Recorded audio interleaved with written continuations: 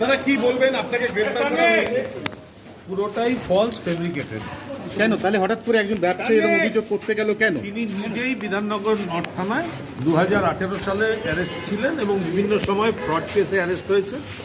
সেই সময় তার পরিবারের লোক এবং একজন বিজনেসম্যান এসেছিলেন আমার কাছে, তারপরে 2018 জেল করিয়ে দেওয়ার জন্য। এদিকে প্রতিহিংসার রাজনীতি চলছে। হ্যাঁ নিশ্চয়ই। আপনি তো একসময় বিজেপিতে ছিলেন, আপনি তো একসময় বিজেপি জয়েন করেছিলেন। ওইদিকে ঠালো, ওইদিকে তো একসময় বিজেপি জয়েন করেছিলেন, তাহলে এই প্রতিহিংসাটা বলছেন এটাকে?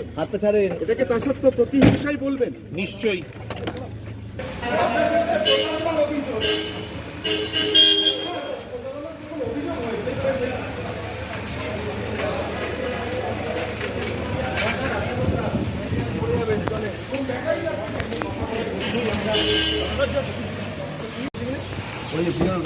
দাদা গ্রেফতার করা হলো, কি বলবেন সভ্যদা? পুরোপুরি ফলস দাদা বলুন। এবং হিন্দি দাদা পুরোপুরি ফলস। কেন কেন কেন সভ্যতা কেন? 2018 সালে কাকে থ্রেট করেছি বলেছে। 1 কোটি টাকা তোলাবাজির অভিযোগ বলছে।